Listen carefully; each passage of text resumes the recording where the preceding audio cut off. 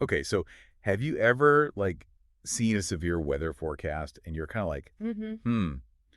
what does this even mean? Right. Like, am I really in danger? Or is this just like a windy day? You know what I mean? Absolutely. It can be confusing. It can be. So today we're going to take a deep dive into severe thunderstorm warnings Yeah. and the Storm Prediction Center. The SPC. Yes, the SPC. Thank you.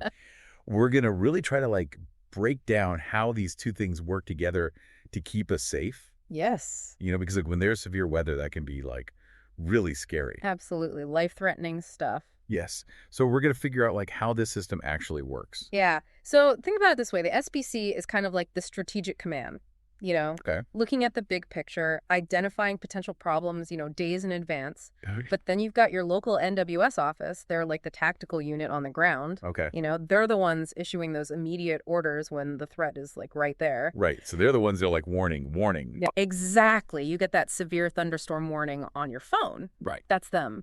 But the SPC is working behind the scenes days ahead of time. Interesting. Okay.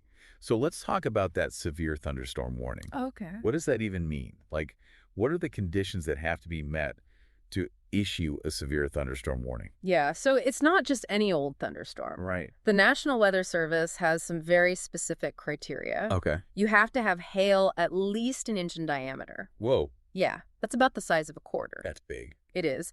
You also need winds of 58 miles per hour or greater. Wow. Or, of course, a tornado. Right.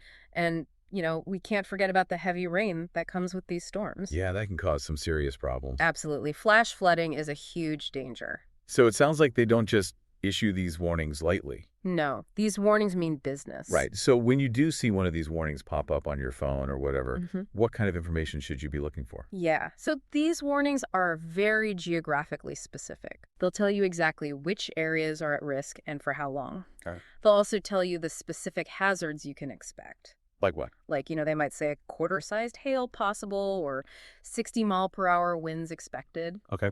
And they'll always mention the potential for flash flooding, too. Gotcha. So they give you a really good breakdown. Exactly. Because they want you to understand the urgency. Right. This isn't just like a suggestion. No, this is like take action now, find shelter. Right. Get away from the windows. Exactly. Okay. So obviously there's a lot of technology that goes into issuing these warnings. Oh, yes. It's not just some guy looking out the window anymore. No way, Doppler radar is the real MVP here. Okay. I've heard of Doppler radar, but I don't really know how it works. Yeah, so basically it sends out radio waves and then measures how those waves change when they bounce back off of precipitation. Okay. And that tells us if the precipitation is moving towards or away from the radar. Oh, wow. Yeah, so we can actually see the winds inside the storm. That's incredible. It is. We can see the structure of the storm and even spot rotation that might indicate a tornado. So that's how they know where the tornadoes are going to be. It's a big part of it. But it's not just the radar. Right. We also have these automated systems that are constantly processing all this data. Okay. And then we have trained weather spotters on the ground. Oh, yeah. Those are the folks that like go out and chase the storms. Some of them do, but even the ones that don't chase, they provide these real-time reports from their location. That's really helpful. It is. It helps to validate what the radar is showing us. So it's a whole team effort. It really is. That's pretty impressive. Okay. Okay, so we've talked about the warnings and the local NWS offices, Right. but now let's zoom out and talk about the Storm Prediction Center. The SPC. Yes. What is their role in all of this? So as we said before, they're a part of the National Weather Service. Right. But they're focused on the bigger picture. Okay. They're the ones who issue severe thunderstorm and tornado watches for the entire country. Yeah, watches, not warnings. That's the key difference. Gotcha. So they're basically letting everyone know where and when severe weather might be possible. So they're kind of like giving us a heads up. Exactly. And they can do this days in advance. Days. Yeah.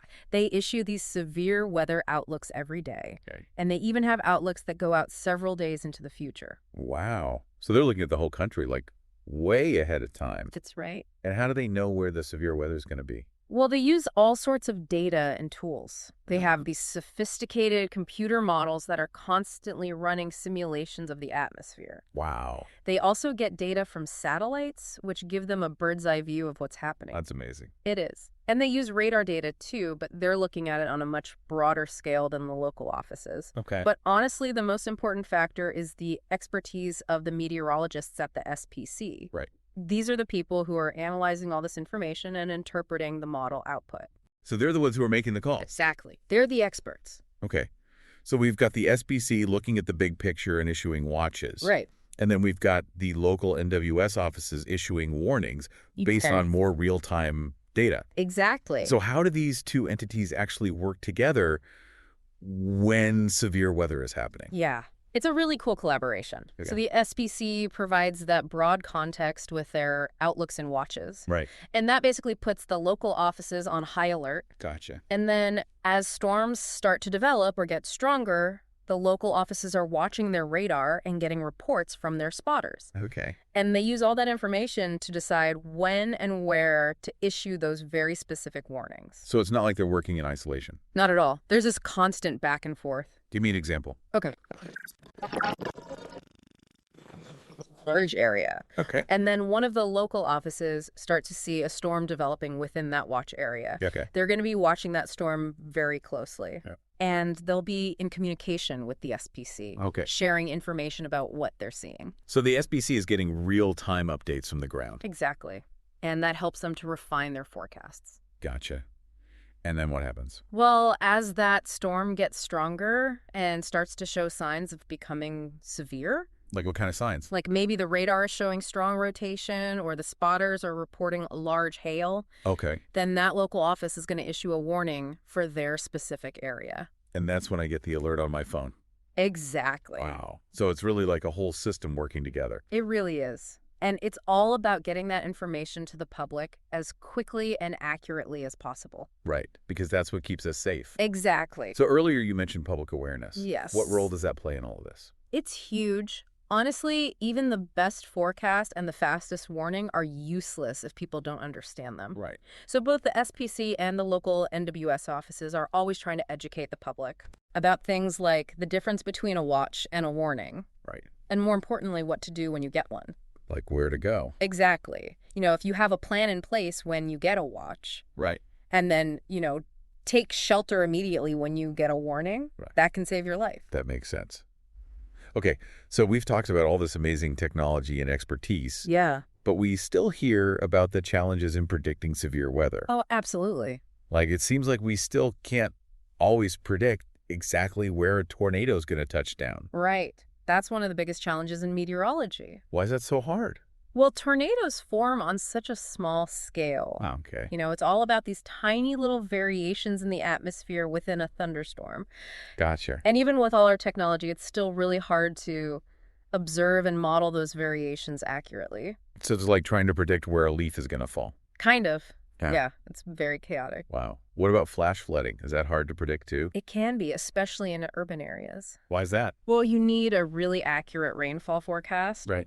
But you also need to know about things like the drainage system in the area Okay. and how saturated the ground already is. Oh, right. Because if it's already soaked? Exactly. It doesn't take much rain to cause a flood. So even with all our advances, it's still not an exact science? Nope. But we're getting better all the time. How so? Well, the technology is constantly improving. Okay. We have better radar now that can see inside storms in even more detail. Wow. And the computer models are getting more and more sophisticated. That's good. It is. And the way we communicate with the public is getting better too. In what way? We're trying to make the warnings more clear and concise. Okay. And we're doing a better job of explaining the science behind them. So people can understand what's really going on. Exactly. This has been so interesting. Yeah, it's fascinating stuff. It is. It really makes you appreciate all the work that goes into keeping us safe from severe weather. Absolutely. There are so many people working behind the scenes, at the SPC and at all the local NWS offices. Yes. Because they're all dedicated to understanding and predicting these storms. And keeping us informed. Exactly. So after learning all about this, I have a question for you. Okay. Knowing that we can't always predict severe weather perfectly, Right. what do you think is the most important thing people can do to stay safe? That's a great question. I think the most important thing is to be prepared. How? Well, first of all, you need to know your risk. Yeah. You know where you live and what kind of severe weather is common in your area. Right. And then you need to have a plan. And, like, where will you go if a tornado warning is issued? Okay. Do you have a safe room or a basement? Right. And what about supplies? Do you have a weather radio? Okay. A flashlight? extra batteries. Gotcha. These are all things you should think about ahead of time. That makes sense. Because when a warning is issued, you don't want to be scrambling. Right. You need to be ready to act. Exactly. This has been incredibly insightful. Thank you so much for sharing your expertise with us today. It was my pleasure. And for all of you listening out there, stay safe and stay informed. We'll see you next time. Bye. Today is your lucky day.